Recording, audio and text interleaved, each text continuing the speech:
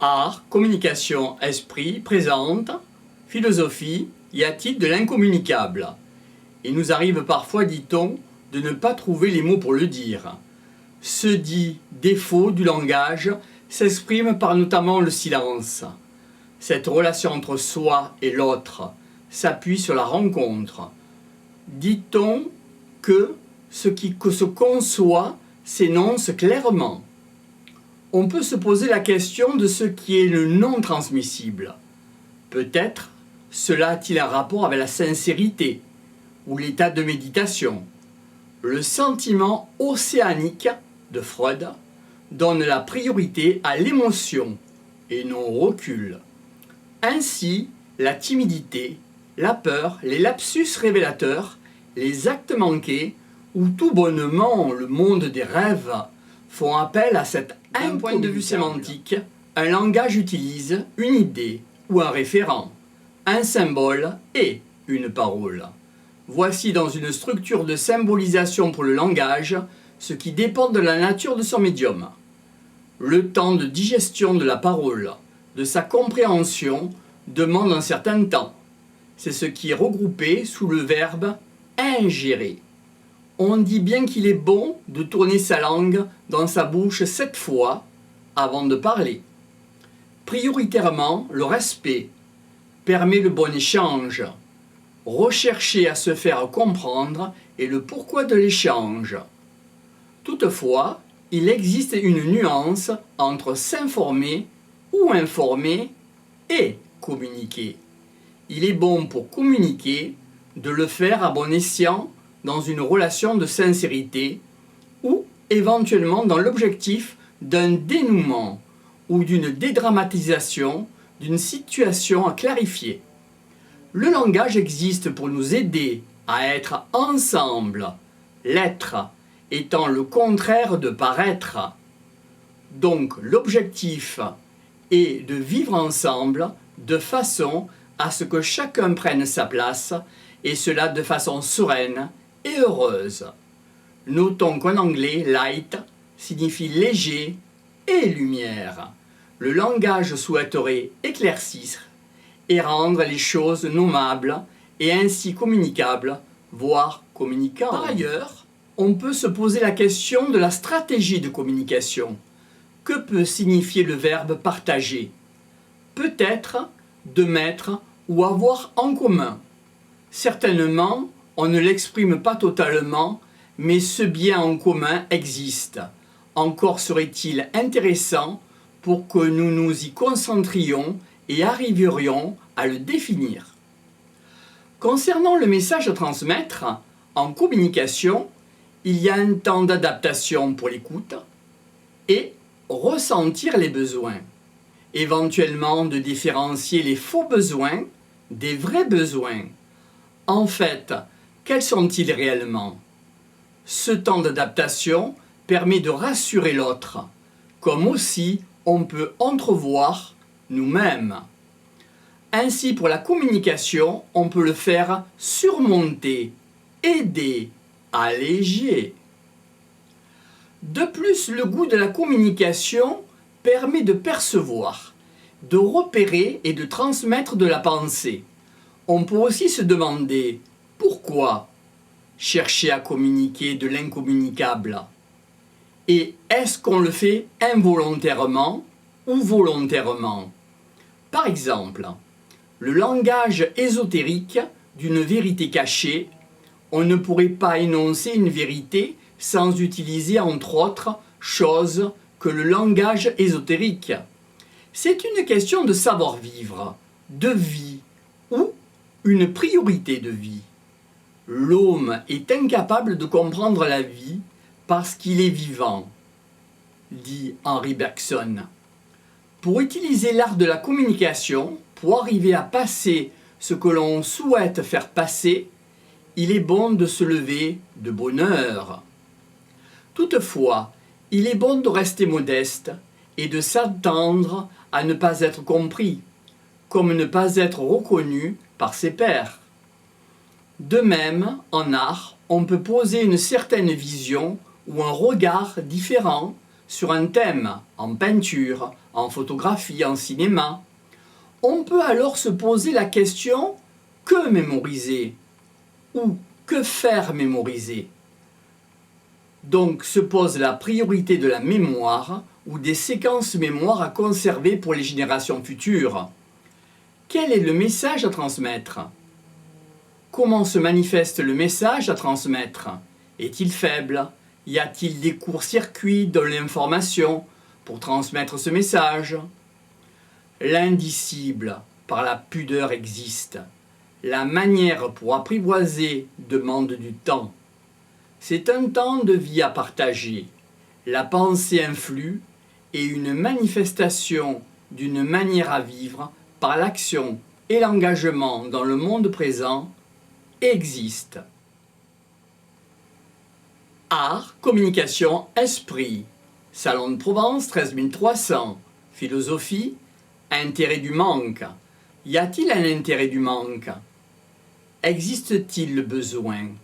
Est-ce que l'on crée un besoin? Y a-t-il des bonnes matières et des besoins de l'ordre de l'esprit, de ce qu'on appelle la lumière?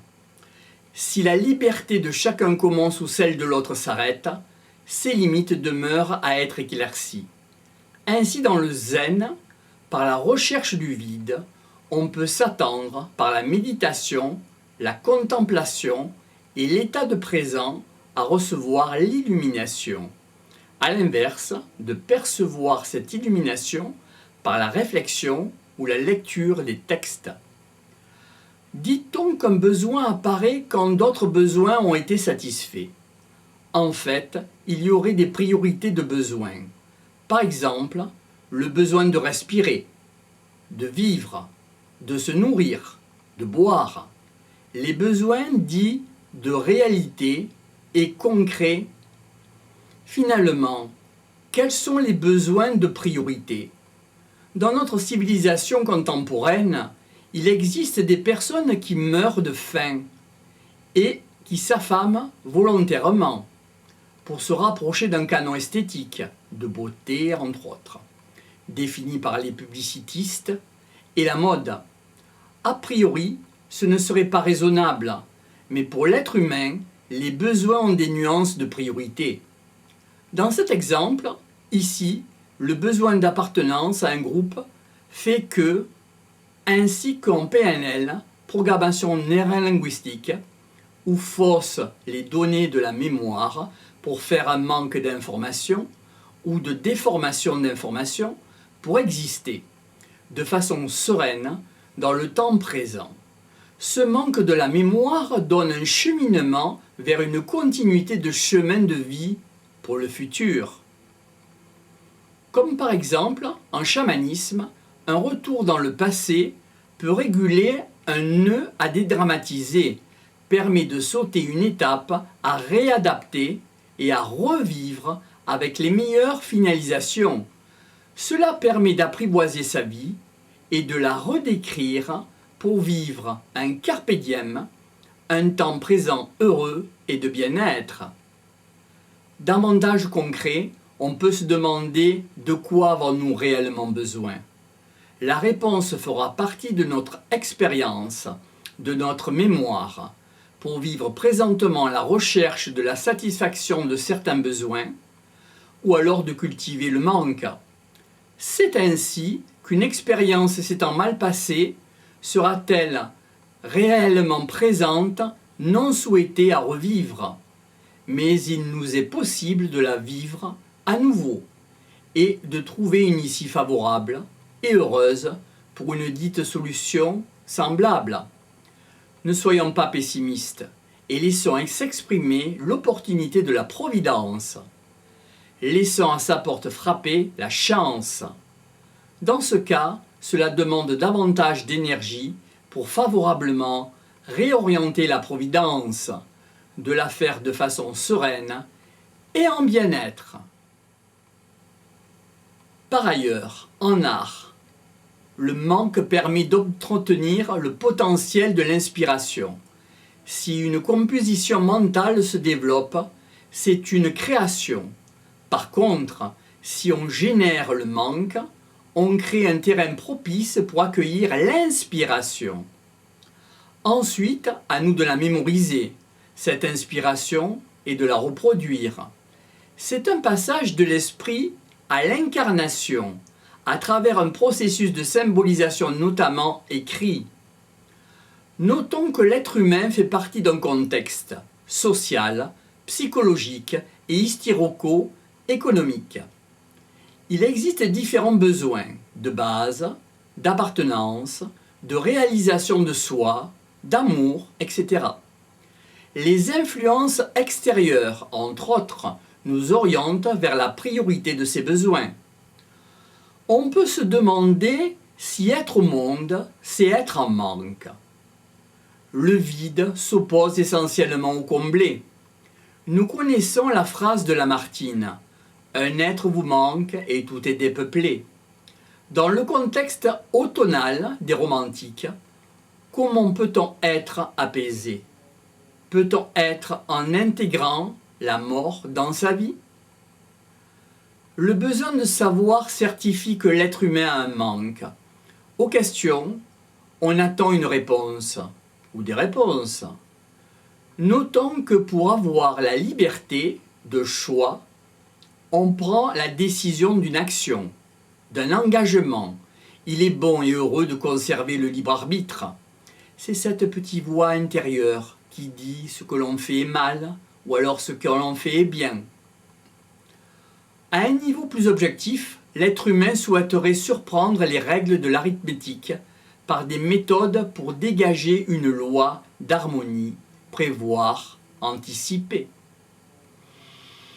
Enfin, on peut se demander si le manque de l'autre est le même que le manque de son propre soi. L'importance de l'échange est réelle pour formuler le manque, lui donner sa valeur, sa priorité pour la communication de l'échange sincère, voire sa reformulation et aussi, en finalité, son réajustage. À l'entendement, importance du respect et du silence par l'introspection pour créer le vide et donc apprivoiser le manque.